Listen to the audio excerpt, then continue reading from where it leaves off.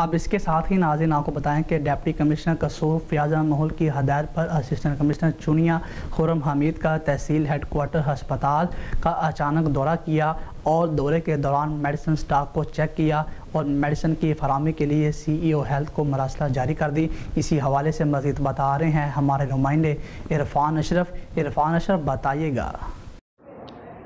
जी बिल्कुल, deputy commissioner कसूर फ़याज़ अहमद माहौल की हदायत पर असिस्टेंट कमिश्नर चुनिया खुर्रम हमीद का MS cardiac centre doctor Tasawwur Bhat के हमरा तहसील हेडक्वार्टर अस्पताल और कार्डिक सेंटर चुनिया का अचानक दौरे के दौरान कार्डिक सेंटर में एमरजेंसी वार्ड, सफाई सुथराई के इंतजाम, आउटडोर मेडिकल स्टाफ और डॉक्टर्स की हाज़िरी को चेक किया गया।